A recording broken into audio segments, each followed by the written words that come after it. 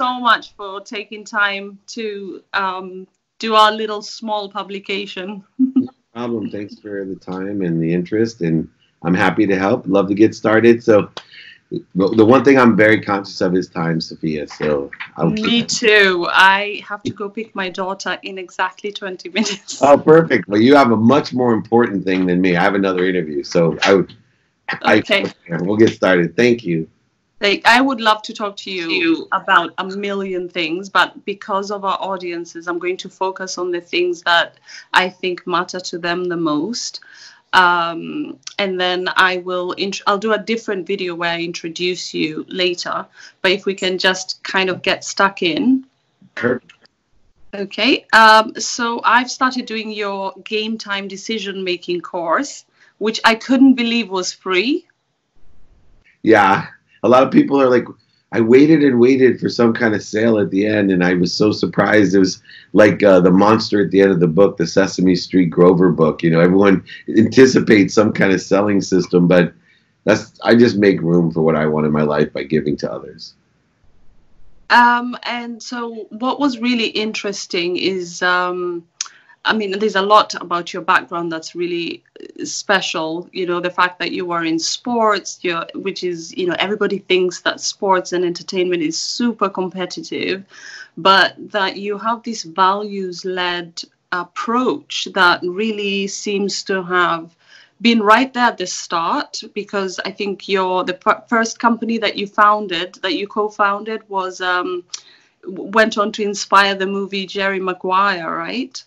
Well, that was founded before me, but yeah, the first one that I was CEO of, where I really learned how to implement values first, was Lee Steinberg Sports Entertainment, and that's what they based the movie Jerry Maguire after, and then took it to the next level with Hall of Fame quarterback Warren Moon when I created Sports One Marketing 11 years ago, and that led to me being a personal brand after learning how to brand football, baseball, and boxers. You know, these great athletes over the last few years with Gary Vaynerchuk, understanding how social media and entrepreneurship can allow someone like myself to truly impact the world the same as an athlete, celebrity, or entertainer. Yeah. Yes, I mean, I would say entrepreneurs are these days, they are just as big a personality as any other I don't know, any other personalities I can think of. So I was really interested in the fact that you made it your mission to empower 1 billion people to be happy. Over. Yeah, over 1 billion people to be happy. Numbers always have their name over before them for me. So yes, I actually originally, because I was so money motivated at a young age, I wanted to make over $1 billion.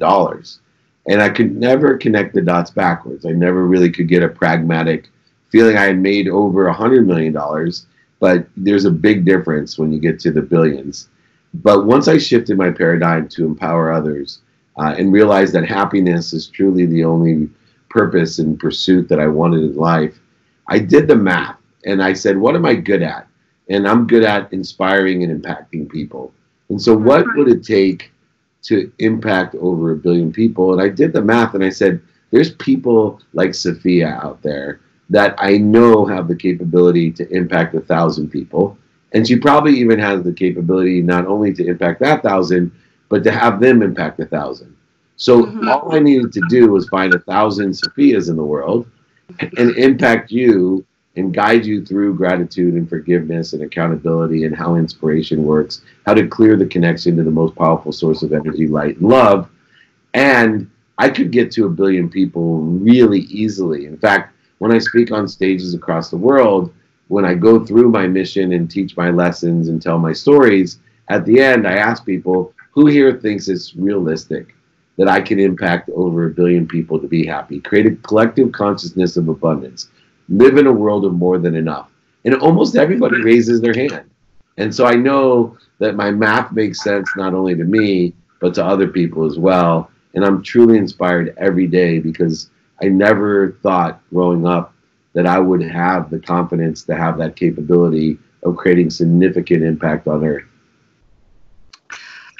So I think a lot of people feel that happiness is almost going to be a challenge, because for a lot of people, they're going through financial difficulties, they're going through personal difficulties, health challenges, and they would think that that's what's stopping them, that's what's impeding them.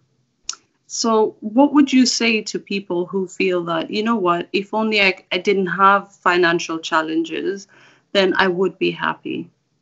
So for me, challenges always exist. They're just different challenges, right? And people have different challenges. You know, rich people have rich people challenges, poor people have poor people challenges. What I try to teach people is to change the way you look at things so the things you look at change. Meaning, find and practice finding the light, the love, and the lessons in everything. So be able to shift your perspective that financial challenges or medical challenges are only opportunities to find and to strengthen, find the light and strengthen your belief in your faith, and actually provide you happiness through the experience, through the enjoyment of the consistent, everyday, persistent, without quit pursuit of your potential, regardless of what obstacles, voids, and shortages may be present in your life. Learn how to experience clearing the connection that you're already connected to, the interference, the corrosion, the voids, the shortages, and obstacles that are in your way to what you're already connected to. We are always connected to this great source of power, light, and love, and lessons. And unfortunately, our ego-based consciousness, which includes the need to be right, offended, separate, inferior, superior, anxious, frustrated, resentful, all of these different things, not only won't allow us to clear and to gain all that inspiration, but unfortunately it actually constricts it and causes more corrosion, more interference to that which you're already connected to, this unbelievable source of happiness. Right. And so would you say then, how do we overcome that ego-based consciousness? Practice. So, yeah, you know, being a sports person, I have seen unbelievable pursuit and unbelievable achievement of potential, and it all stems from practice, preparation. And so most people don't know that, you know, happiness and your heart and your head, like, these are muscles, and muscles need to practice. They, you know, have this continuum from the conscious, subconscious to the unconscious.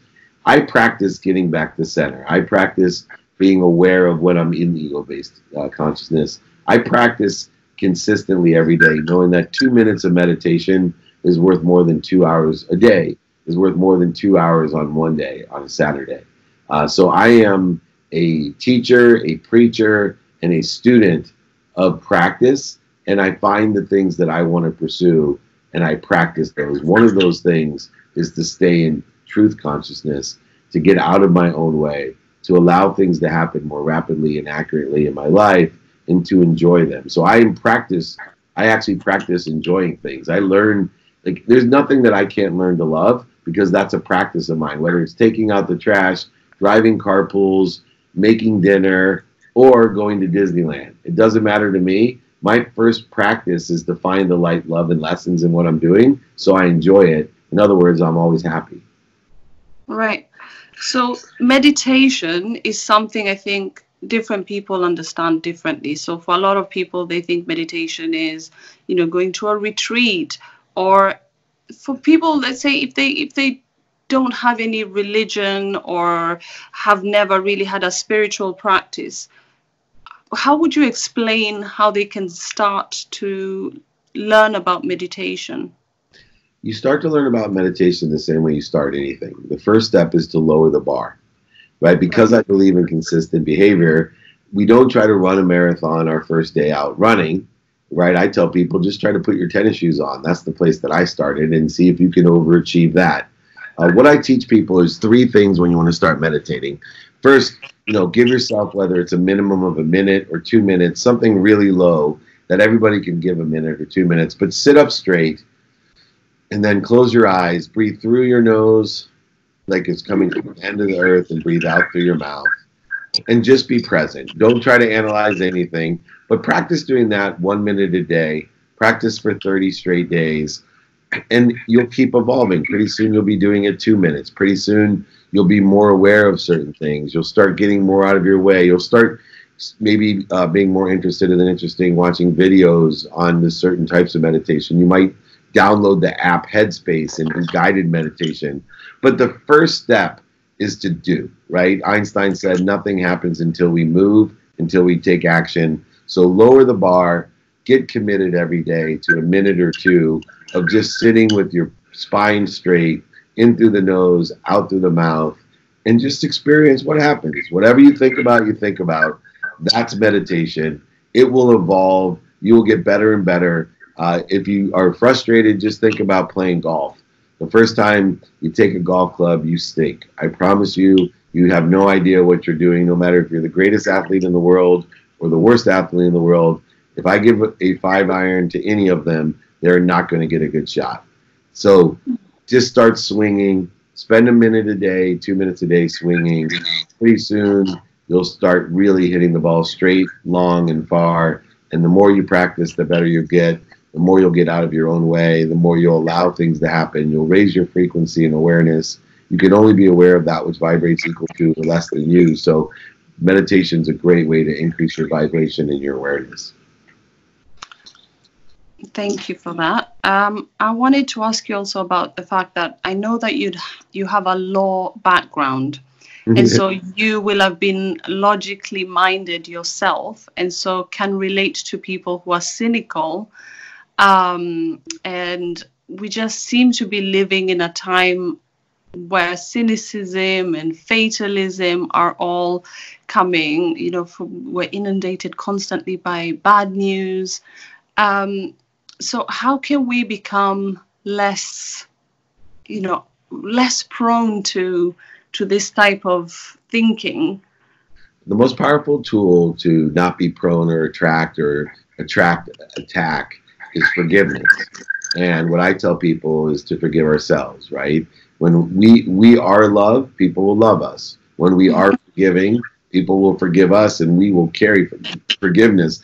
Being vulnerable by being forgiving and loving and healing is invulnerability. And so many people tell me one of the traits that they love about me is my vulnerability. And I always say that the closer I am in truth-based consciousness, the more vulnerable I am, the more invulnerable I am. And so, understanding forgiveness, and when forgiveness will heal the world. It is salvation. When we look upon people with forgiveness and help them learn the lessons and pray for their happiness through understanding, it's incredible how easy the skepticism, the cynicism goes away. You will get what you want out of somebody. I always say, I wish the need to feed the world could be fed as easily as the need to be offended, right? When you have the need to be offended, it will feed itself very quickly. So look for the light, the love, and the lessons in everyone. Try to understand where people are coming from, but most importantly, forgive them and pray for their happiness. Because if they were happy, they would not be attacking other people. Right. Is that how you see what's happening in the wider culture then? Do you feel that we're in the grip of something? Do you feel there's something going on where everybody, you look at social media, or do you think it's just the way we're perceiving it? I think that we're going through a shift. I believe that shift is one of unification. I believe that in order to create unification, we have to understand the separateness, and the pendulum will swing because people are already starting to feel separate and all of a sudden not take for granted our unification. In fact, a lot of the different research and understanding that I have, people are now seeking unification, and it's prevalent because of social media, because of the separation, the need to be inferior, superior, separate, right? All of these different needs that are now so transparent to everyone, we're going to overcome those because we have an awareness to the fact that we're all connected. We all want to be one, and that unification is coming. That's my true belief, and I'm working towards that, obviously, with my own mission to create happiness as a collective belief and consciousness on Earth. Right. I think you're the first person that has put it that way, because every time I watch the news or the media has us believing that there's actually a regression happening, that people are becoming more tribal and divided along ethnic and religious lines. You think the opposite is happening and we should maybe reinforce that? Yeah, I think as you see what's going on, there's so many counterintuitive things that exist, and people, they make that mistake all the time. That's why people oversell and overbuy, because they don't understand the counterintuitive nature of the world, how the universe creates void, shortages, and obstacles, what you resist persists, and how strength and struggle can create change. When we raise the awareness by having examples that other people may be skeptical or negative about, I actually believe that's what creates the goodness, right?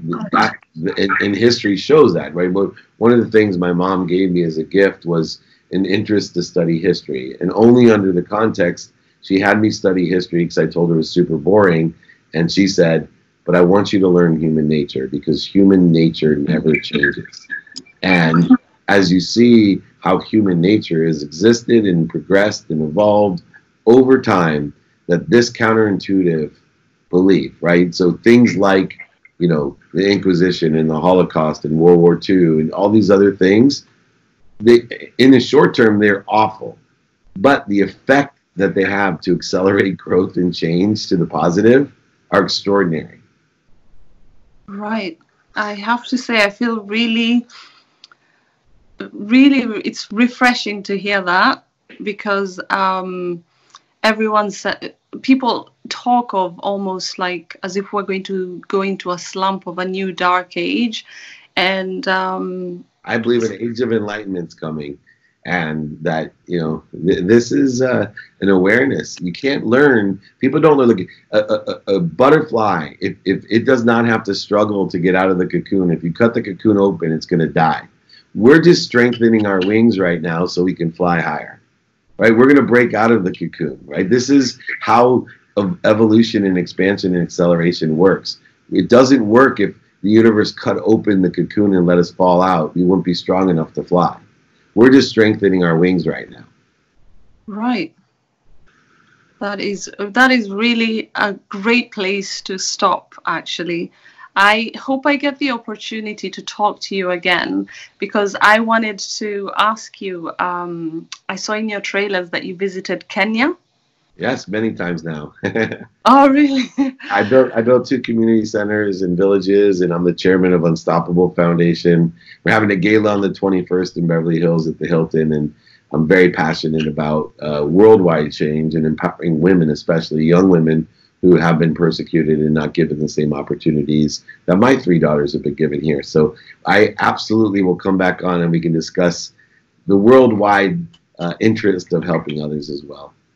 Well, that's where I grew up. So when I saw the pictures, I was so moved to see you dancing and having so much fun. Yeah, I'm an honorary Maasai warrior. Thank you so much, David. And yeah, I'll definitely stay in touch with you. Please do. I look forward to talking to you again. Have a wonderful time with your daughter. I'll talk to you soon. Thank you, David. Take Bye. care. Bye-bye.